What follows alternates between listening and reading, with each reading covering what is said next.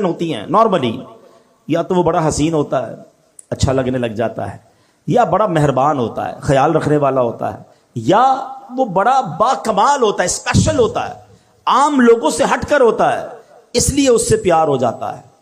اگر یہ تین ریزنز ہیں تو خالق کائنات کی طرف اگر توجہ جاتی ہے تو دنیا کے سارے حسن اور رعنائیوں کو بنانے والا، جس نے دنیا میں ایسے حسین اور ایسی رعنائیاں، اتنے خوبصورت مناظر بنائے، جنت جس نے بنائی، اس مالک کی سبحان اللہ وہ کیسا مولا ہوگا۔ پھر آگے چلو، اگر با کمال سے محبت ہوتی ہے تو ہر با کمال کو کمال دینے والی ذات بھی رب کائنات کی ہے، پھر اس سے محبت کیوں نہ ہو۔ اور اگر کسی محسن سے، کسی خیال رکھنے والے سے پیار ہو جاتا ہے تو بتاؤ تو صحیح، جب سے پیدا ہوا ہوں، جب سے لے کر آج تک روزانہ جس کے احسانات تلے دبا ہوں، وہ کوئی اور ذات نہیں، وہ میرے مالک کی ذات ہے۔ بلکہ سچی بات بتاؤں، مجھ پر اور آپ پر تو پیدا ہونے سے پہلے ہی اس کے احسان جاری ہیں۔ جی ہاں، بیفور مائی برتھ وہ مجھ پر بلیسنگز، مجھ پر مہربانیاں جاری کیے ہوئے۔ کیسے بتائیے؟ کیا بچے اب نارمل پیدا نہیں ہوتے ہیں؟ بچے پیدا ہو رہے ہیں آج کل، کسی کے جناب کون سا مرض ہے، کسی کا ایک گردہ ہی نہیں ہے، کسی کا ہاتھ صحیح نہیں، کسی کا پیر صحیح نہیں، کوئی بغیر آنکھ والا، کوئی بغیر کان والا، عجیب عجیب معذور بچے پیدا ہوتے ہیں۔ اللہ تعالی ہمیں اور ہماری نسلوں میں ایسے معذور بچوں سے ہمیں محفوظ فرمائے۔ لیکن میں پورا پیدا ہو گیا، میرے اعضاء پورے ہیں، میں دیکھ بھی رہا ہوں، بول بھی رہا ہوں، سن بھی رہا ہوں۔ اس کا مطلب کیا ہوا؟ میرے رب نے میری تخلیق کامل فرمائی۔ ماں کے پیٹ میں جب میری تخلیق ہو رہی تھی، میرے اس کریم مولا نے مجھ پر یہ مہربانی کی کہ میرے کوئی پارٹ آف باڈی، کوئی آرگن آف باڈی کم نہ تھا، میں کسی بڑی بیماری میں نہیں تھا، پیدا ہوتے ہی شوگر کا مریض نہیں ہوں۔ یہ کتنی بڑی میرے رب کی مجھ پہ مہربانی میری پیدائش سے پہلے سے جاری ہے۔ اور سچ پوچھو، اس سے بڑی مہربانی بتاتا ہوں، وہ یہ ہے کہ اللہ نے مجھے اور آپ کو مسلمان گھرانے میں پیدا کر دیا۔ کسی کافر کے گھر میں بھی تو پیدا ہو سکتے تھے نا۔ روز بچے پیدا ہو رہے ہیں، کوئی کس مذہب والے کے یہاں پیدا ہو رہا ہے، کوئی کس مذہب والے کے لیے پیدا ہو رہا ہے۔ میں نے کیا کمال کیا تھا؟ میرا کیا ایسا کمال تھا کہ اللہ نے مجھے مسلمان گھرانے میں پیدا کیا؟ سب سے پہلی آواز جو میرے کانوں نے سنی وہ اللہ اکبر کی اذان سنی، کیونکہ جب میں پیدا ہوا مسلمان گھرانے میں تھا تو میرے کان میں اذان دی گئی۔ بتاؤ، یہ شروع سے مہربانیاں رب کی جاری ہیں۔ تو اگر کسی مہربان سے محبت کی جاتی ہے تو پھر اللہ سے سب سے زیادہ ہمیں محبت ہونی چاہیے۔ قرآن جس سورت سے شروع ہوتا ہے، سبحان اللہ، آج بات کریں گے سورہ فاتحہ، ویری فرسٹ سورہ آف قرآن۔ اس کا مقام نزول کیا ہے؟ اکثر علماء کے نزدیک سورہ فاتحہ مکہ مکرمہ میں نازل ہوئی۔ امام مجاہد رحمۃ اللہ تعالی فرماتے ہیں کہ سورہ فاتحہ مدینہ منورہ میں نازل ہوئی، اور ایک قول یہ بھی ہے کہ سورہ فاتحہ 2 مرتبہ نازل ہوئی، ایک مرتبہ مکہ پاک میں، دوسری مرتبہ مدینہ منورہ میں۔ اچھا، اس میں آیات، کلمات اور حروف کی تعداد کیا ہے؟ اس سورت میں 1 رکوع ہے، 7 آیتیں ہیں، 27 کلمے ہیں اور 140 حروف ہیں، 140 حروف ہیں۔ سورہ فاتحہ کے اسماء بہت سارے اس کے نام ہیں، اور اس کی وجہ کیا ہے؟ سورہ فاتحہ سے قرآن پاک کی تلاوت کی جاتی ہے، شروع کی جاتی ہے۔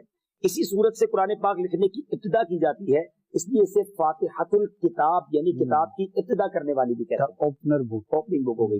اچھا، اس سورت کی ابتدا الحمدللہ سے ہوئی، اسی مناسبت سے اسے سورہ حمد یعنی وہ سورت جس میں اللہ تعالیٰ کی حمد بیان کی گئی یہ بھی کہتے ہیں۔ سورہ فاتحہ قرآن پاک کی اصل ہے، اس بنا پر اسے ام القرآن اور ام الکتاب بھی کہتے ہیں۔ کیا بات ہے!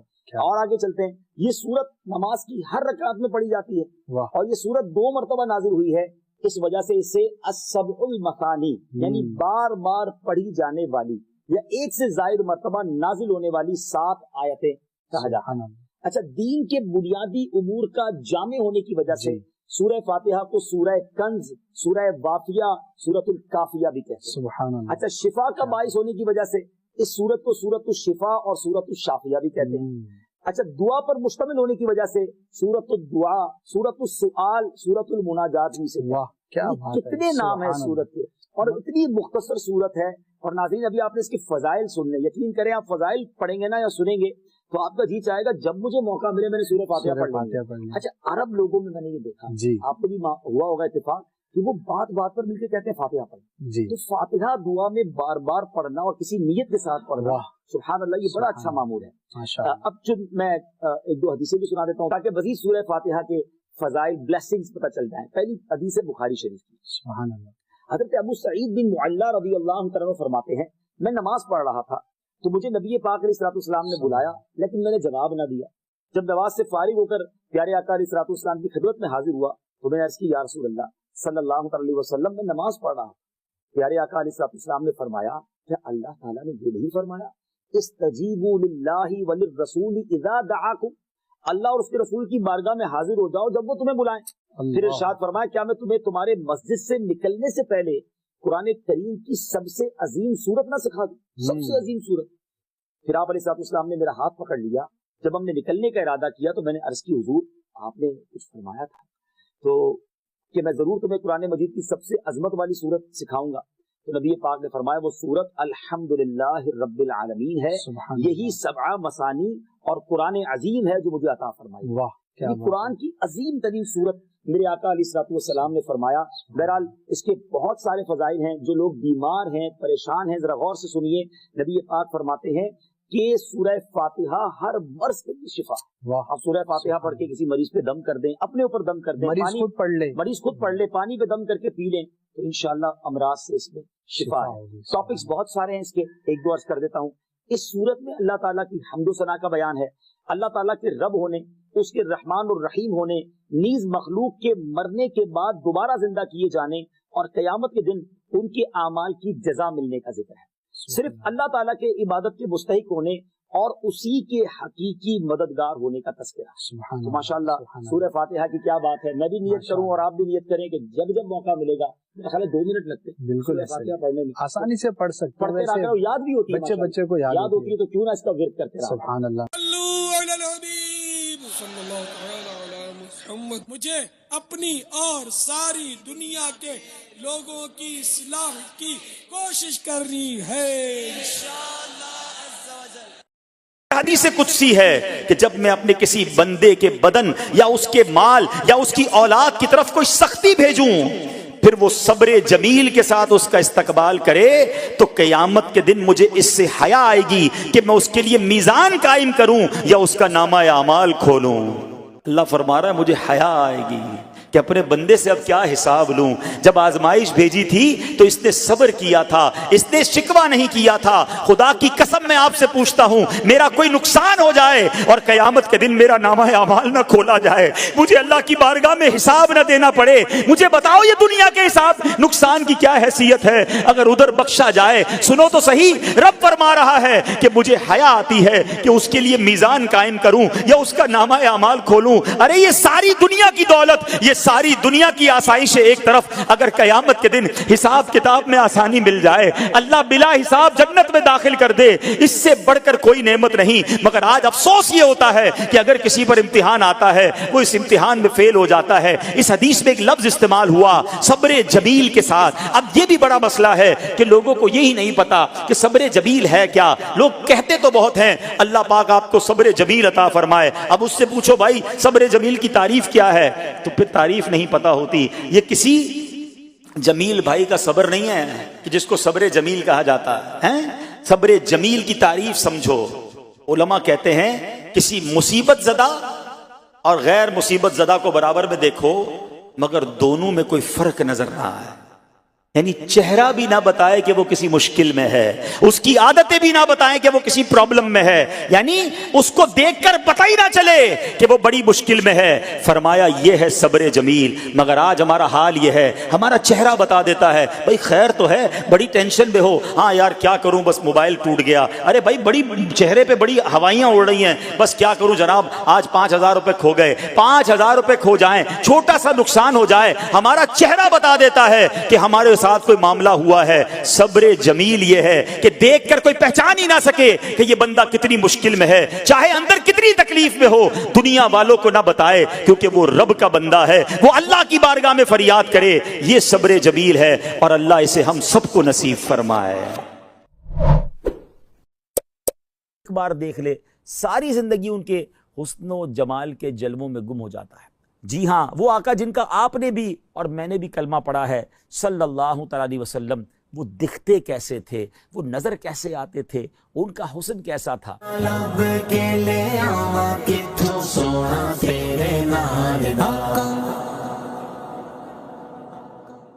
پیارے پیارے اسلامی بھائیوں اور مدنی چینل کے ناظرین، آپ نے آج تک بڑے حسین لوگوں کے تذکرے سنے ہوں گے یا انہیں دیکھا ہوگا. ہو سکتا ہے بڑے دنیا کے حسین مقامات بھی دیکھے ہوں اور ان کا تذکرہ سنا ہو، مگر آج آپ کچھ انوکھا، کچھ نرالا، کچھ بڑا ہی پیارا سننے جا رہے ہیں. امید ہے جیسے جیسے آپ سنتے جائیں گے دل کی مرجھائی کلیاں کھلتی چلی جائیں گی، انشاءاللہ شوق دیدار بڑھتا چلا جائے گا. جیسے جیسے سنتے جائیں گے کئیوں کی آنکھیں اشک بار ہوتی چلی جائیں گی. کس کا تذکرہ ہونا ہے؟ اس حسین کی بات ہونی ہے، اس حسن و جمال کے پیکر کا تذکرہ ہونا ہے کہ ان جیسا پیارا، ان جیسا سونا، ان جیسا حسین رب نے کوئی اور بنایا ہی نہیں ہے. جی ہاں، آج اس ہستی کا تذکرہ ہونا ہے جس جیسا سونا، پیارا اور حسین رب نے بنایا ہی نہیں ہے. وہ حسن و جمال کے پیکر ہیں، وہ شمس الضحیٰ ہیں، وہ بدر الدجا ہیں، وہ ایسے آقا ہیں جن کو کوئی ایک بار دیکھ لے ساری زندگی ان کے حسن و جمال کے جلووں میں گم ہو جاتا ہے. آج نبی پاک صاحب لولاک صلی اللہ تعالی علیہ وسلم کا تذکرہ خیر ہونا ہے. نہ کوئی آپ جیسا تھا، نہ کوئی آپ جیسا ہے. اے میرے پیارے اسلامی بھائیوں، آج کس کی زبانی یہ تذکرہ ہوگا؟ کس نے دیکھا اور کہ دیکھ کر دیوانہ ہو گیا؟ میرے آقا علیہ الصلوۃ والسلام کا حسن وہ ہے کہ جب سیدنا حسان بن ثابت رضی اللہ تعالیٰ عنہ نے دیکھا تو بے ساختہ پکار اٹھے، وَأَحْسَنُ مِنْكَ لَمْ تَرَ قَطُّ عَيْنِي وَأَجْمَلُ مِنْكَ لَمْ تَلِدِ النِّسَاءُ خُلِقْتَ مُبَرَّأً مِنْ كُلِّ عَيْبٍ كَأَنَّكَ قَدْ خُلِقْتَ كَمَا تَشَاءُ. نبی پاک علیہ الصلوۃ والسلام کی ذات وہ ہے جب ان کے حسن و جمال میں گم ہو کر مولانا جامی رحمۃ اللہ تعالی نے قلم اٹھایا تو کمال کیا. اور آپ لکھتے ہیں، ہر کس کے لبے لالے ترا دیدہ بدل گفت، حقا کے چے خوشکندہ عقیق یمنی را.